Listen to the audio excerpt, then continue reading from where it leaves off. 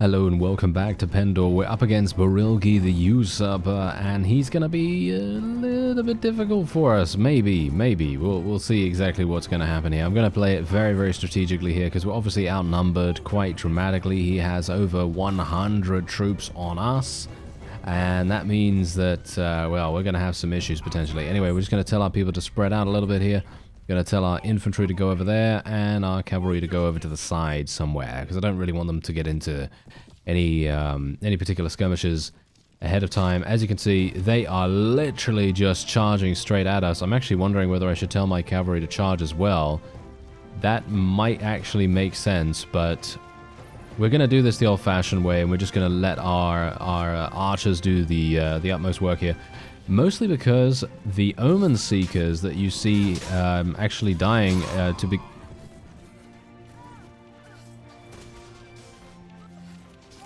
begin with, that those are those don't have shields. The Omen Seekers do not have shields, so it is highly likely that any particular attack from our archers is just gonna murder them. They're just going to get murdered, and as you can see, we are absolutely obliterating them right now, just purely for the fact that they just don't have shields. Obviously, the Singalian horsemen, they're not very good in terms of stats. I mean, yeah, they're fine in general, but most of the time, their stats are going to let them down.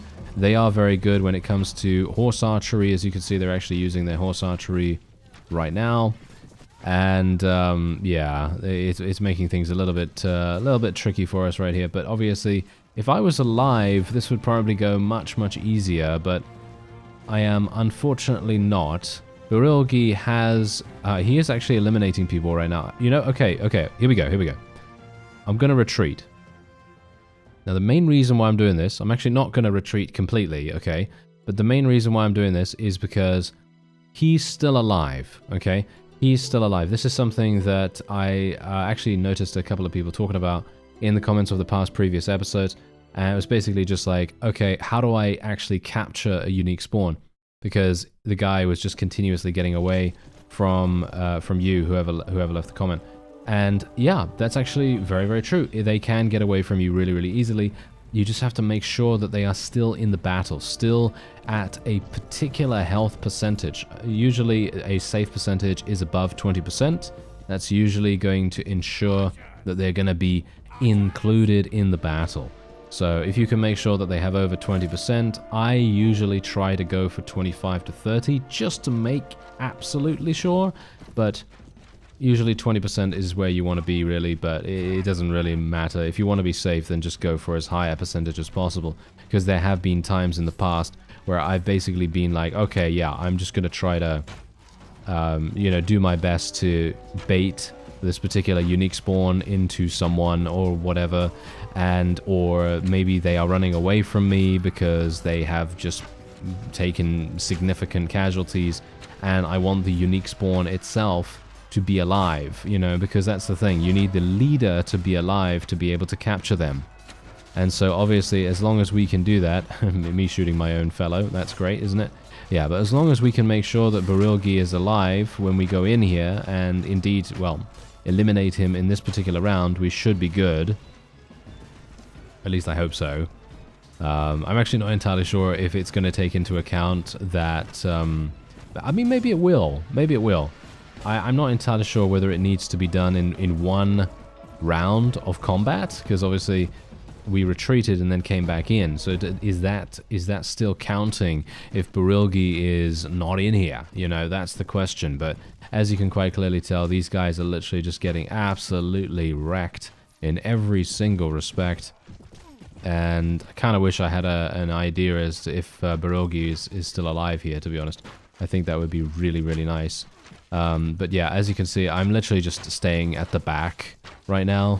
I've learned my lesson a little bit here.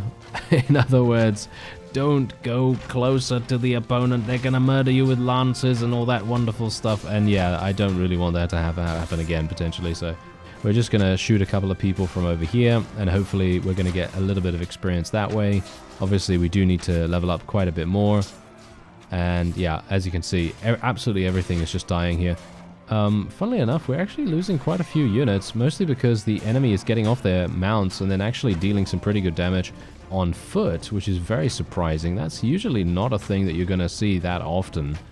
You know, a cavalry getting off their mount and then being somewhat effective, but these guys actually do seem to have some pretty decent combat skills anyway. But yeah, now this is definitely going to be the time where we don't really want to retreat, because you never know what has actually happened in the fight unless you are really keeping an eagle eye on things, because we don't want to be in a situation where I miss out on BURILGI just because I have, you know, missed his name or something like that. But I know for certain that he was still alive when we came into this battle, because he was eliminating our people. He was actually killing a bunch of our people in the previous round just before we went into the retreat.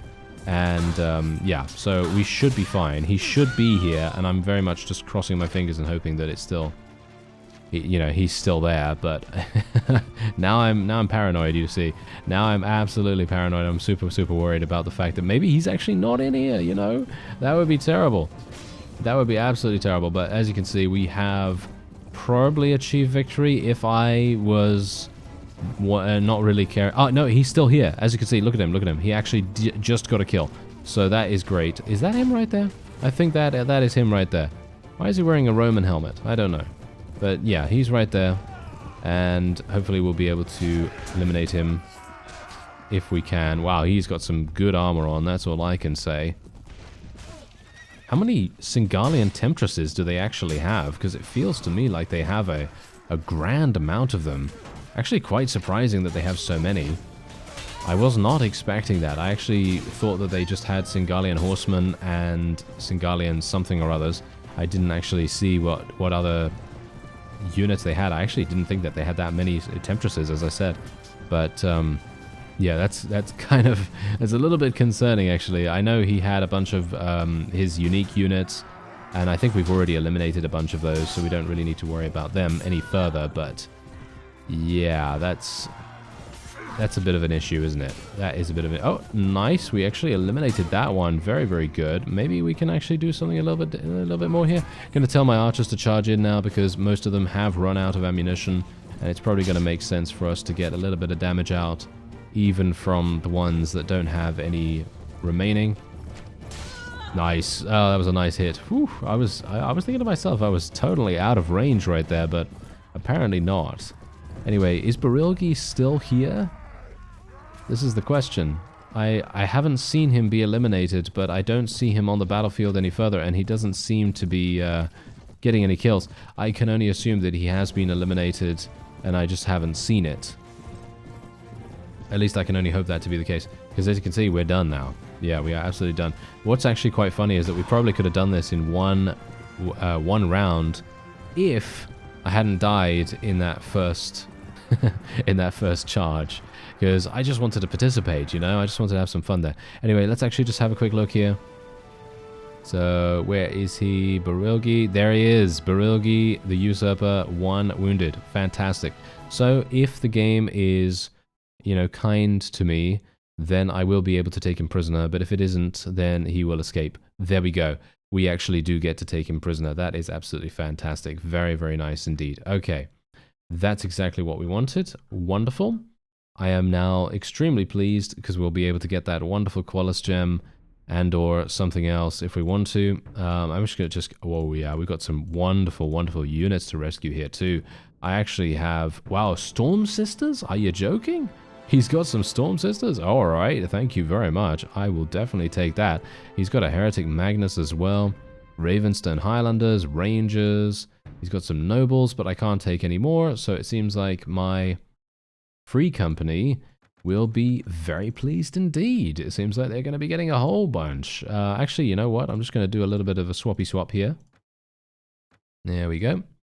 Just going to get those guys. And now we've got 9 Maiden Cavalry. Obviously, they're going to become Maiden Adventurers, and I really love those. I think that they're absolutely fantastic, so that's the reason why I'm kind of doing a little bit of a swappy swap there. And otherwise, there you go. We've got 16 prisoners. Going to let these guys go to my free company. As you can see, they did recruit them. They now have 236, which is wonderful. And yeah, Adonia actually leveled up in that particular battle. Let me just be very careful here now, because one thing that we want to be super careful of, we do not want to move.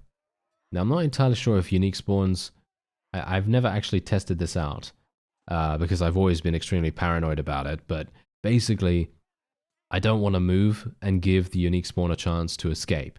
So what we're going to do is we're just going to save, because I'm super, super worried about these kinds of things, and I always want to make sure that we, you know, just keep the progression, just in case there is some kind of crash, you never know. Anyway, let's actually have a look here. All right, so we can get a pile of diamonds, we can get a Qualis gem, or we can basically just say to him, never to return ever again. That's obviously if you have everything that you could possibly want, or he can show us the secrets of his unique equipment, which is obviously going to provide us with new CKO equipment, so that my my CKO people can actually use that. Now, for me personally, I'm going to go for the Qualis gem. In my opinion, this is basically just, it's just a no-brainer, because there are so many ways that we can make cash. I don't think that his equipment is that good for the CKO, and I do want him to come up and, you know, create an army again, because he's basically like, you know, I mean, he's not free, that's for sure. He is quite difficult to eliminate. We're only able to do it because we have a mercenary company with us, but the Qualis gem is really just too rare for me to give up. At least in my opinion. You can obviously decide on what you want to do yourself, but for me personally, I very much appreciate this. So we're going to go for another point in pathfinding, another point in spotting right here, and we'll go for some more archery. She is our spotter, tracker kind of person, so that's what she's going to be doing. And there we have it. Okay, I am very, very pleased. Okay, wonderful. So we can now move on. I'm actually really surprised, as I said, that we were even able to do anything like that. Someone said that I should actually check through, or check near Kishnomen, and I should probably make sure that we do that. That is indeed, me saying it like that, by the way, is a reference to a previous series where I decided to call it that. So yeah, that is it. That is the reference. Anyway, let's just take a bunch of these. Let's just sell that. There we go. Let's get these things as well. Wonderful. Did I already check the tavern? Yeah, I already checked the tavern. Okay, that's absolutely fine. So yeah, I've already checked the Dashar Desert for the hideout. And now here's the thing. The reason why we're doing that, obviously, is because I may have indeed missed the message that tells you that you've uncovered the Red Brotherhood hideout. And that's the main concern that I'm having right now. That's the reason why I'm kind of checking these areas and making sure that I haven't actually missed it. Because I'm not sure, I don't think it gets uncovered. I think someone actually said that it doesn't get uncovered. So we should probably just check around here. No, it doesn't seem like it. What about here? Can you actually travel over here? Really? No, you can't. No, okay. Yeah, it's good to know. All right, so Shieldstorm Keep is actually under siege right now, so I should probably make my way back there, shouldn't I? But this is what was so funny to me as well. I've literally been asking travelers and, you know, ransom brokers constantly about rumors and things like that, and I've always been like, oh, well, do you have any idea where Red Brotherhood hideout is, sir? And he always just goes, no. So yeah, that's the main reason why I was kind of a bit worried that I missed it. But yeah, it doesn't, I don't know, I'm not entirely sure. I've gone almost all over the place right now. Okay, wait a minute. Wolven Castle, they switched. They switched from Shieldstorm Keep over to Wolven Castle. That's a bit weird. Why would they decide to do that? Is because they got ran off by, oh, hello, Lord Alistair. Are you actually doing something? You do seem to be doing something. I am very proud of you, sir. Very good work. Okay, so do I want to go in here by myself? Sure. Why not? Let's go in here by myself and let's see what happens. Okay, so we've got 178 versus 211. I have 35 renown for this battle. Let's see. Are the enemy charging at us? I think they are actually charging at us straight away. This is actually not a good battlefield for me whatsoever.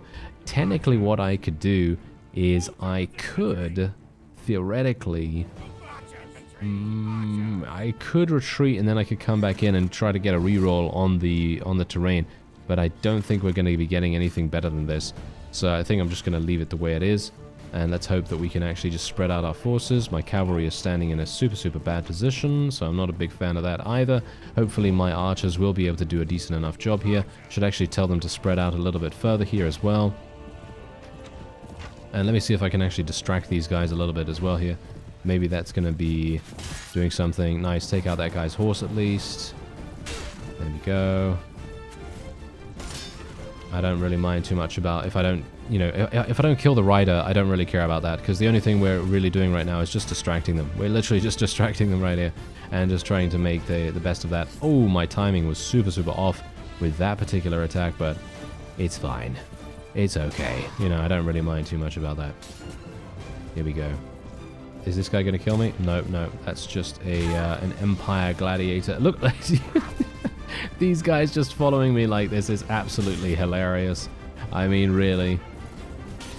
That is so funny. Alright, yeah, let's actually tell my cavalry to charge in here. These guys are literally just following me to the ends of the earth, which is exactly what we want, by the way. This is literally one of the best things that you can have happen, because if you have these guys following you, well, they're not doing anything else. They're basically just wasting their time, and that's exactly what you want. You really don't want them to be running into your archer line. You don't want them to be doing damage to your infantry or anything like that. You literally just want them to be doing nothing. They're doing zero, you know? In basketball terms, they have a negative plus minus, you know? That's exactly what's happening here. They're basically working for us at this point. You know, that's exactly what I'm talking about. Anyway, that's the reason why I've consistently said over and over again, even though some people do not believe it, that distraction is actually one of the most important things you can do in these kinds of situations, because even better than, you know, killing enemies, it doesn't really matter if you kill the enemy, as long as they're not doing anything to you and your forces are able to continue attacking constantly. That's it, without any kind of trouble. And it really makes a huge difference. I mean, you can see exactly why that is. I mean, look at what I'm actually able to do here. I'm able to run along, do significant damage to basically anything I want. I can kill all of these guys. We are losing a couple of people now, just because that's just generally how things go. But this would have been so much worse if the enemy's cavalry had just charged straight into us. But they didn't, because they were all following me. And, you know, at the best of times, I'm okay. You know, I'm actually pretty effective sometimes. But, you know, there are those there are those inevitable times where I am going to be, you know, couch-lanced in the face, or thrown weapon in the face, or arrow in the face, or well, yeah, anything in the face, basically. And there are those times that, you know, that happens. But, you know, when we do the distracting and all that stuff, it's actually really effective. Anyway, I'm actually going to tell everyone to charge in now, because the enemy only has archers remaining as far as I'm aware, so we're just going to charge everyone. And then we're going to try to distract the enemy's crossbowmen a little bit here as well. Anytime we can do that is a win too. Because if you can make sure that they're not firing, then of course that's once again doing a really good job. And making sure that they're not doing any damage.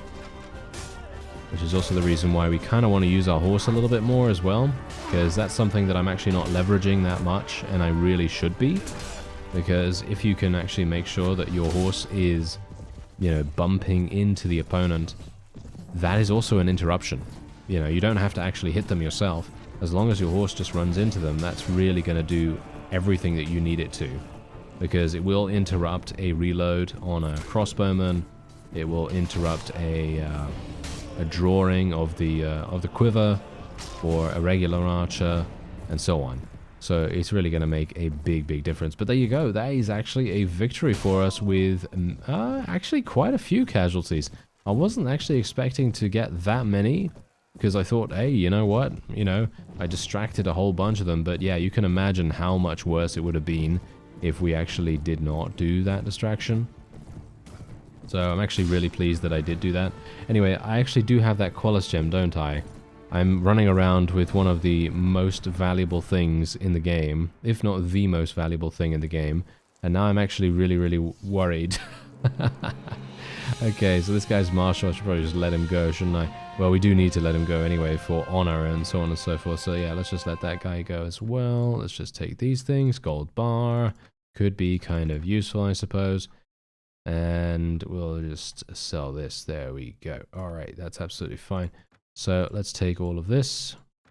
Yeah, I always forget the keybinds, by the way, for the shortcut. So I'm just not going to use them because, as I say, I don't want to crash by mistake. You never know when that's going to happen with me.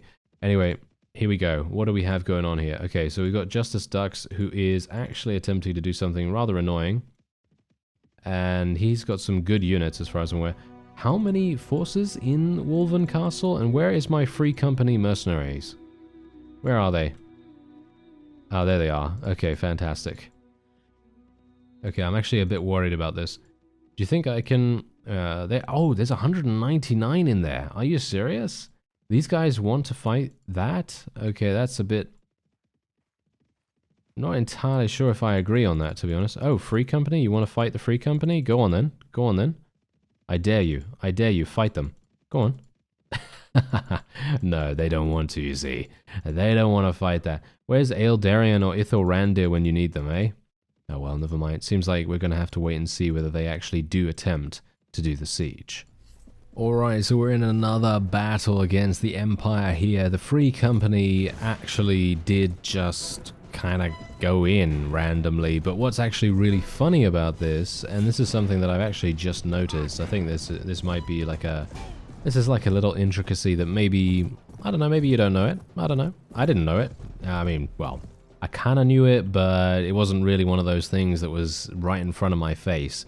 And so generally, you know, you tend to forget these kinds of things, right? Anyway, point is, this intricacy that I'm talking about is the interaction between mercenary companies and enemy vassals. Because you know for certain that in certain situations you're going to have enemy vassals bringing help. They're always going to bring help basically every single time if you go into a battle against them yourself, right? And this is where it gets important, obviously. Because here's the thing. If you go into a battle against, I don't know, a vassal, and there's another vassal nearby, most probably they're going to bring that vassal into the battle. However, that does not happen if the mercenary company is the one that engages the vassal. Or the other way around, of course. You know, so if the vassal engages the mercenary company. And I think that that's actually a really interesting interaction. I've actually not really used mercenary companies in the past. So this is kind of like a bit more of a... not really unknown thing, but it's a bit more of a thing that I'm not so familiar with in comparison to other things. But I thought that was actually really cool. I think that's actually a really, really cool interaction. Because obviously, think about it this way. If you're a marshal of the faction, and you decide, oh yeah, I'm gonna go on, you know, I'm gonna go and attack something, or I'm gonna defend something, or something like that, you are probably gonna end up getting into a massive battle, because when you're with your you know, friendly vassals and things like that, you're gonna bring a friend in terms of that case as well. So for example, if you go and help a vassal, as far as I'm aware, they generally tend to bring friends, no matter what happens. So, you know, if you go and attack a vassal, then the enemy will also bring friends in that case. I could be wrong about that, by the way, so don't quote me on it, but generally, I feel like this is a pretty cool interaction, because that means that you can actually somewhat manipulate how many forces are going to attack you at any one time. So you can kind of make things a little simpler for yourself, and you don't have to be so incredibly outnumbered in you know, these kinds of defensive scenarios where you just think, oh yeah, I'd prefer not to fight 2,000 enemies. That would be nice. And in that, well, this is what you can do. You can do some really, really cool things. What's actually funny about this, though, we are outnumbered, by the way. we are outnumbered. They have 360 or something like that, and we have 250 or 200 and something or other. So yeah, that is something that we're still dealing with, and we are indeed still outnumbered. So it's not a case of us just stomping over this guy easily, but you can see here, obviously, the enemy is just trickling in one by one. And I'm always really perplexed when this happens. This is obviously one of the things that you kind of just... Well, I'm not entirely sure. You kind of just go, there's just a big question mark over what the AI decides to do. I mean, this happens in Bannerlord as well to a certain extent too. Like, for example, in sieges, sometimes they're literally just going to... I'm getting shot by someone. Who am I getting shot by? I have no idea. Anyway, sometimes they're literally just going to get onto the walls in a siege situation. So, like, for example, if they're on the offensive end, sometimes what's going to happen is they'll get up the ladders or, you know, use the siege tower or whatever, and then they're just going to stand there on the battlements doing nothing. And it's so weird because I actually don't know why that happens. Because, yeah, I can assume that there is some kind of requirement or prerequisite that needs to be fulfilled before they end up doing whatever else they need to do. For example, maybe maybe those forces need to have another band of theirs actually move somewhere else. Like, for example, maybe they need to take both sides of the wall to be able to make that work. Maybe they need to take the center area. You know, there's any number of things that could need to be done before they actually have, you know, the ability to move. But that's such a weird thing, in my opinion. It's such a weird thing to kind of put into their behavior. I'm not entirely sure why that would even be the case, but yeah, that does happen. It does happen, and it's funny because when I've been on the defensive end of these kinds of situations where the AI, it happens with both AI, by the way. It happens with allied and indeed enemy AI. So what's funny is that when you're on the defensive end of this, you could basically just sit there and shoot over and over again with your archer character, and you can just get infinite amounts of experience, basically. Because obviously you can, you know, because the enemy is just standing there, not doing anything. I mean, they are going to be using their shields somewhat, but if you have a relatively highly spec'd character, most of the time you're just going to be able to murder pretty much everything that you could want. And you'll get a load of experience in the process, which is obviously great. You know, it's great for your own character, but obviously from a perspective of why is the AI doing this, it's kind of a bit weird. So yeah, those are the kinds of things that can still happen, even in Bannerlord. And I actually think that that might be even slightly worse than what is happening here, because obviously these guys are, yeah, sure, they trickled in one by one, which is obviously pretty bad. But would you rather have them attacking you like this, or would you rather have AI that basically does 0 when they're standing on the battlements? I don't know. I'm not sure about that. It's kind of a bit of a... Yeah, it's a bit of a double-edged sword. You're going to get cut either way, you know, that's the kind of thing I'm talking about here.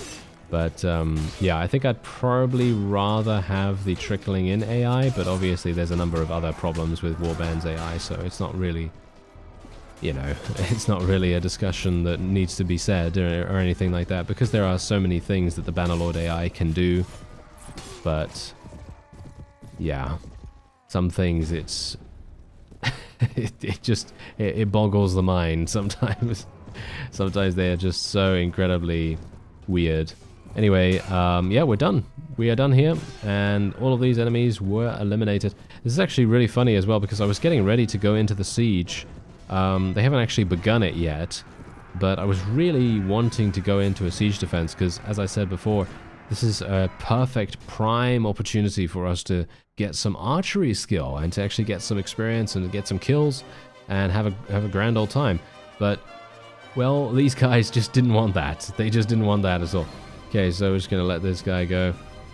It doesn't really matter to me either way. I think the honor is perfectly fine. I should really do more of those farmers quests. Someone actually mentioned farmers quests in the comments, and yeah, That's actually a really good point. Thank you very much for reminding me about those, because those are so good. Highly recommended to do those tasks if you come across them, because they are so easy to do, especially when you have a relatively strong army.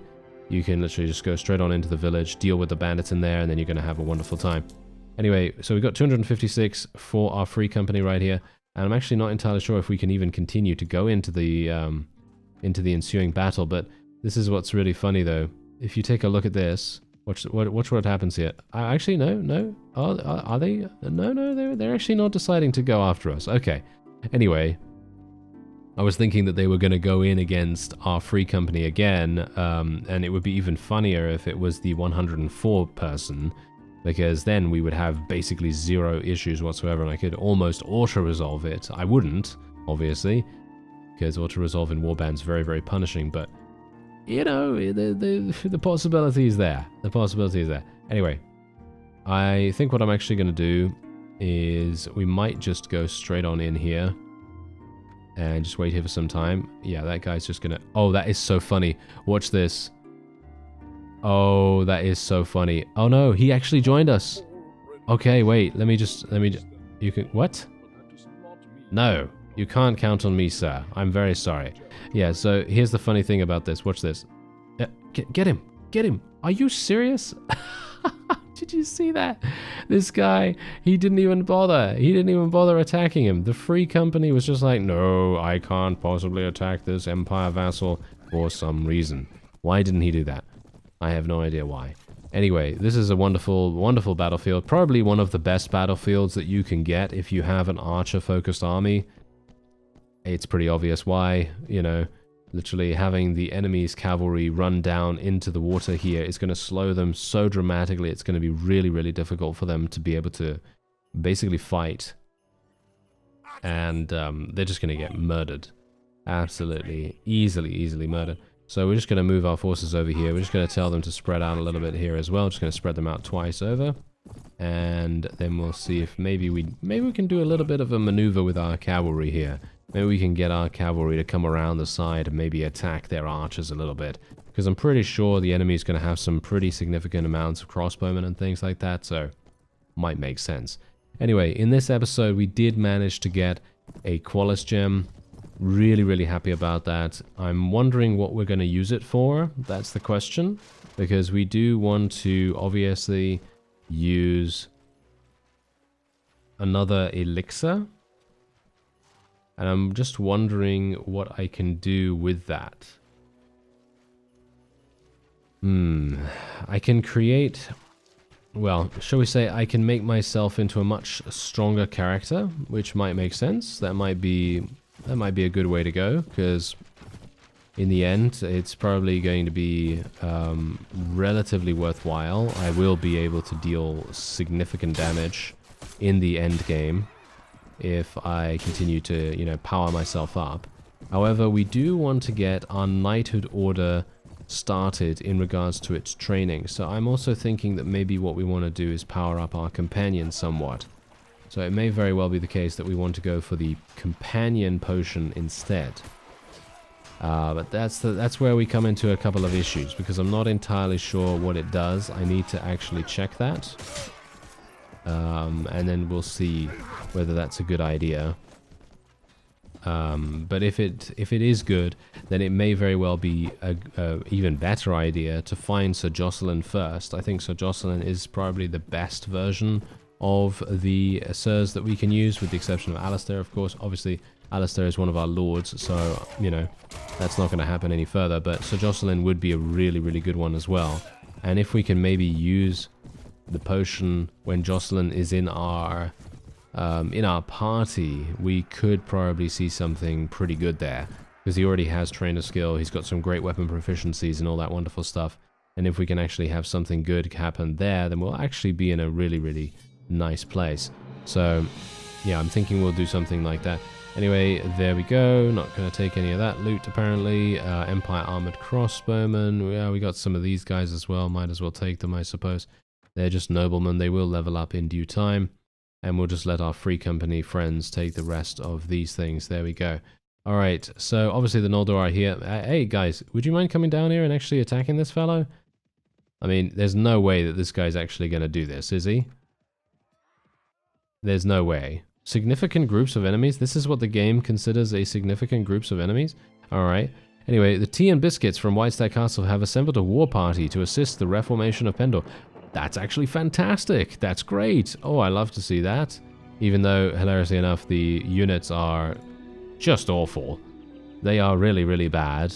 I haven't actually shown you them. I actually don't know whether I can show you them in the... are they actually here? Can I actually show those? I don't think so, right? Can I? Oh, no, I can. Oh, that's funny. Oh, dear. Oh, no. I feel embarrassed now because, look, this is what they look like right now. They have basically 0 skills. I mean, well, you could basically count them as 0 skills in Pendor. And they do have some actually pretty decent weapon proficiencies, but they're not going to be very good at all. And this is the kind of gear that they're using, as you can see. Yeah. Pretty terrible. Anyway, that's going to be it for this episode. I thank you very much for watching, and I'll see you next time.